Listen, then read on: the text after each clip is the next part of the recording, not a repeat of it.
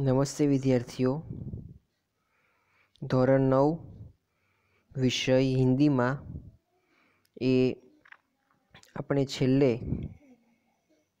એ નીતિ કે દોહે નામનું જે પદ્ય છે એ પૂરું કર્યું હતું. લગભગ 2 લેક્ચરમાં એ આપણે જુદા જુદા 9 જેટલા દોહા કે જેને આપણે દુહા કહીએ છીએ એ આપણે જોયેલા. જે પદ્યના સ્વરૂપમાં એ તમને ટેક્સ્ટબુકમાં આપેલ છે અને એનો સાહિત્ય પ્રકારે પદ્ય છે. એમના જે લેખક હતા એ રહીમ છે અને લગભગ એ સન 1553 અને એનું જે મૃત્યુ છે એ 1626ની અંદર ઈસવીસનમાં થયું હતું. હવે ત્યારબાદ તમને જે મેં સમજાવેલું, હવે જે સ્વાધ્યાયના પ્રશ્નો છે એની આપણે ચર્ચા કરવાની છે. હવે બહુ સરસ એ 9 દોહા એ આપણે જોયેલા. એક દોહાની અંદર એ બહુ વિગતવાર એ અમુક જે લક્ષણો છે એની ચર્ચા કરવામાં આવી છે. વ્યક્તિના ગુણોની એ બોધપાઠ એ તમને એમાંથી મળે છે અને એ તમામ જે દોહાઓ છે એનો આપણે અભ્યાસ કર્યો. હવે આપણે તેના જે સ્વાધ્યાયના પ્રશ્નો છે તેની ચર્ચા કરવાની છે. હવે પહેલો સ્વાધ્યાયનો પ્રશ્ન છે કે નિમ્નલિખિત પ્રશ્નों के उत्तर 5-6 वाक्य में लिखिए. એટલે કે 5-6 વાક્યમાં ઉત્તર લખવાના છે. અહીંયા પ્રત્યેક પ્રશ્નના 4 ગુણ હોય છે અને એ પ્રશ્ન તમારે 4 ગુણની દ્રષ્ટિએ એ લખવાનો છે. પહેલો સવાલ એ તમે જોઈ શકો છો કે આપેલો છે કે વૃક્ષ और सरोवर के उदाहरण से रहीम हमें क्या समझाते हैं. પહેલામાં દુહામાં આપેલું વૃક્ષ અને સરોવર એનું ઉદાહરણ આપીને એ રહીમે આપણને શું શીખ આપી, શું સમજાવ્યું છે. તો એનો ઉત્તર છે વૃક્ષ અપને ફલ સ્વયં નહીં ખાતે. વૃક્ષો જે હોય છે પોતાના ફળને પોતે ખાતા નથી. સરોવર અપના પાણી સ્વયં નહીં પીતે. એટલે કે સરોવર છે એ પણ પાણી છે એ પોતે જ એ પી જતો નથી. રહીમજી કહતે હે કે હમે ભી ઇનસે પ્રેરણા લેની ચાહીએ. એટલે કે રહીમજી કહે છે કે આપણે પણ એ વૃક્ષ અને સરોવરમાંથી એ પ્રેરણા લેવી જોઈએ. अपनी जमा की गई धन संपत्ति का उपयोग हमें केवल अपने सुख के लिए नहीं करना चाहिए. એટલે કે જે રીતે વૃક્ષ એ પોતે જ ફળ ખાતું નથી અને સરોવર પોતે જ પોતાનું પાણી પીતું નથી, એ રીતે આપણે જે બચાવેલી જે કંઈ ધન સંપત્તિ છે એનો ઉપયોગ એ માત્ર પોતાના સુખ માટે જ એ કરવો ન જોઈએ. हमें उसके द्वारा दूसरों की भलाई भी करनी चाहिए. એટલે કે આપણે તેના દ્વારા બીજા લોકોની ભલાઈ પણ એ કરવી જોઈએ. પછીનો બીજો સવાલ એ આપેલો છે કે વિપદા કે બારે મેં રહીમ ક્યાં કહતે હે. એટલે કે વિપદાના સંદર્ભમાં રહીમ છે એ શું કહે છે. તો રહીમજી કહતે હે कि थोड़े समय के लिए आई विपत्ति बुरी नहीं है. એટલે કે રહીમ એવું કહે છે કે થોડા સમય માટે એ જો વિપત્તિ આવે કે મુશ્કેલી આવે કે તકલીફ આવે તો તે ખરાબ નથી. विपत्ति के उस समय में हमें मालूम हो जाता है कि कौन हमारा हितकारी है. એટલે કે જ્યારે આપણો મુસીબતનો સમય હોય ત્યારે આપણને ખબર પડી જાય છે કે કેટલા લોકો એવા છે કે જે આપણું હિત ઈચ્છે છે. ઓર કોણ હમારા અહિત ચાહતા હે. એટલે કે કોણ આપણું અહિત ઈચ્છે છે. જ્યારે ખરાબ સમય આવે, આપણા જીવનમાં વિપત્તિ આવે ત્યારે જ આપણને આની ખબર પડે છે. इस तरह थोड़े समय की विपदा हमें थोड़ा कष्ट भले देती हो पर वह हमें अपने सच्चे हितैषियों का ज्ञान करा देती है. આપણા હિતેશ્રીઓ કોણ છે કે જે આપણું હિત ઈચ્છે છે, એનું સાચું જ્ઞાન એ આપણને જે વિપત્તિ છે એ કરાવી દે છે. ભલે એ કષ્ટ આપે છે, પરંતુ કષ્ટની સાથે એ જે આપણા સાચા સમયમાં કોણ આપણને કામ આવે છે, આપણું હિત ઈચ્છનારાઓ છે, એની આપણને ઓળખ પણ કરાવી દે છે. इस प्रकार अल्पकाल की विपदा हमारी आंखें खोल जाती है, એટલે કે ટૂંક સમય માટેની વિપદા છે એ આપણી આંખોને ખોલી નાખે છે.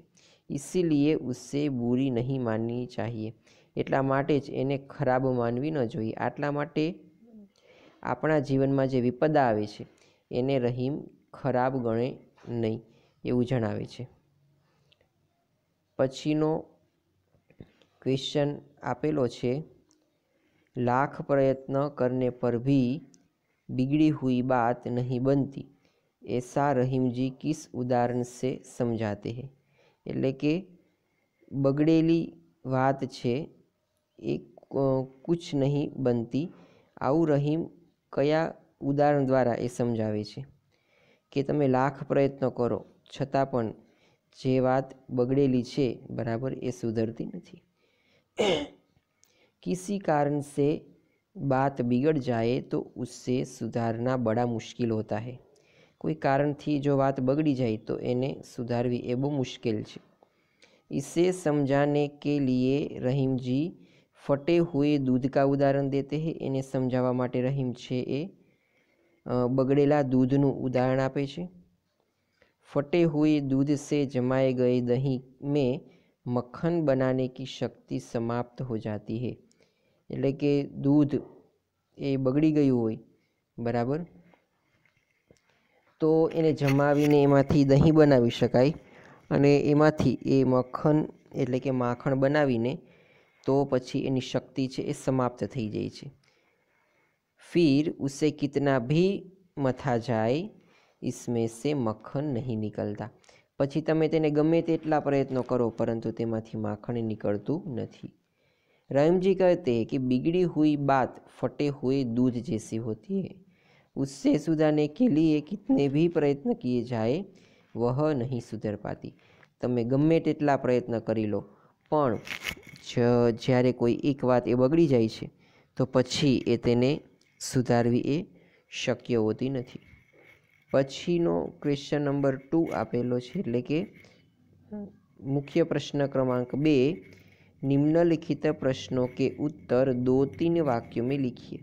તમારે 2-3 વાક્યમાં એ નીચેના પ્રશ્નોનો ઉત્તર લખવાનો છે અને એના પ્રત્યેકના 2 માર્ક્સ એ રહેશે. વિપત્તિ રૂપી કસોટી कैसी है, એટલે કે વિપત્તિ આવી હોય તેવી કસોટી એ કેવી છે. कसौटी असली और नकली की पहचान करा देती है. इसी प्रकार विपत्ति के समय सच्चे और झूठे मित्र का पता चल जाता है. કોણ તમારો સાચો મિત્ર છે અને કોણ તમારો ખોટો મિત્ર છે એની ખબર એ તમને વિપત્તિના સમયમાં પડે છે. એટલે કે વિપત્તિ રૂપી કસોટી છે એ નકલી અને અસલી છે તેની પહચાન કરાવી દેશે. પછી ક્વેશ્ચન નંબર 2 આપેલો છે, સુઈ और तलवार का उदाहरण देकर कवि क्या कहना चाहते हैं. એટલે કે સોઈ અને તલવારનું ઉદાહરણ આપીને એ કવિ એ શું કહેવા માગે છે. तो सुई और तलवार का उदाहरण देकर कवि कहना चाहता है कि छोटी और बड़ी सभी प्रकार की चीज़ों का अपना अपना महत्व होता है. किसी चीज़ को छोटी या तुच्छ समझकर हमें उसको नहीं फेंक देना चाहिए. बराबर, नानी नानी જે વસ્તુ છે એનું પણ જીવનમાં ખૂબ જ મહત્ત્વ છે. दीनबंधु के समान किससे बताया गया है. दीनबंधु भगवान का एक नाम है. जो व्यक्ति गरीबों और अनाथों की मदद करता है उसे दीनबंधु के समान बताया गया है. पछीनो क्वेश्चन आपेलो छे, मुख्य प्रश्न क्रमांक 3, निम्नलिखित प्रश्नों के उत्तर एक एक वाक्य में लिखिए. पहलू, रहीम के अनुसार संपत्ति का महत्व क्या है. रहीम के अनुसार संपत्ति का यह महत्व है कि उससे दूसरों का भला किया जा सकता है. बराबर, एना मते संपत्तिનું એવું મહત્વ છે કે એના દ્વારા તમે અન્ય લોકોની ભલાઈ કરી શકો છો. छोटों का तिरस्कार क्यों नहीं करना चाहिए? छोटों का तिरस्कार नहीं करना चाहिए क्योंकि जो काम वे करते हैं वह बड़े नहीं कर सकते। કે એ વ્યક્તિ જે કામ કરે છે નાના વ્યક્તિ એ મોટા વ્યક્તિઓ પણ એ કરી શકતા નથી। सुई का काम कौन नहीं कर सकता? तो सुई का काम तलवार नहीं कर सकती। उत्तम प्रकृति का क्या लक्षण है? उत्तम प्रकृति का यह लक्षण है कि बुराई के बीच रहकर भी वह अपनी इच्छाएं नहीं छोड़ती। बिगड़े दूध से क्या नहीं निकलता? बिगड़े दूध के दही से मक्खन नहीं निकलेगा। शीशे क्यों नहीं चाहिए? प्रश्न का कुछ अर्थ नहीं निकलता, अतः इस प्रश्न का उत्तर नहीं दिया गया। मांगने के बारे में रहीम क्या कहते हैं? रहीम जी कहते हैं कि मांगना मृत्यु के समान है। रहीम जी किनको मरा हुआ मानते हैं? रहीम जी मांगने वालों को और देने से इनकार करने वालों को मरा हुआ मानते हैं। थोड़े दिन की विपत्ति भली क्यों है? थोड़े दिन की विपत्ति भली है क्योंकि वह हमारा हित और अहित चाहने वालों की पहचान करा देती है। हितकारी और अहितकारी की पहचान कब होती है? हितकारी और अहितकारी की पहचान विपत्ति के समय में होती है। सच्चे मित्र अपने मित्र की विपत्ति के समय क्या करते हैं? सच्चे मित्र अपने मित्र की विपत्ति के समय उसका साथ देकर उसकी सहायता भी करते हैं। ज्ञानी पुरुष धन संपत्ति का संग्रह क्यों करते हैं? ज्ञानी पुरुष धन संपत्ति का संग्रह परोपकार के लिए करते हैं। वृक्ष और सरोवर हमें किसकी शिक्षा देते हैं? वृक्ष और सरोवर हमें परोपकार की शिक्षा देते हैं। निम्नलिखित काव्य पंक्तियों का आशय स्पष्ट कीजिए। पहली काव्य पंक्ति है कि रहीमन देखी बड़ेन को लघु न दीजिए डारी। लोग प्रायतः बड़ों को महत्व देते हैं। समाज में धनी मनी लोगों को आदर सम्मान दिया जाता है। गरीबों को अपेक्षा की दृष्टि से देखते हैं। उपयोगिता की दृष्टि में देखें तो गरीब लोगों का काम भी कम महत्व का नहीं होता। किसान, मजदूर तथा छोटे काम करने वाले जो देश के बहुमूल्य सेवा करते हैं वह ऊंचे तबके वाले नहीं कर सकते। इसलिए हमें बड़े लोगों का मान देते समय निम्न स्तर के लोगों की उपेक्षा नहीं करनी चाहिए। चंदन विष व्यापत नहीं, लपटे रहत भुजंग। चंदन के पेड़ पर सांप लिपटे रहते हैं। इसके बावजूद चंदन का पेड़ सांपों के विष से प्रभावित नहीं होता।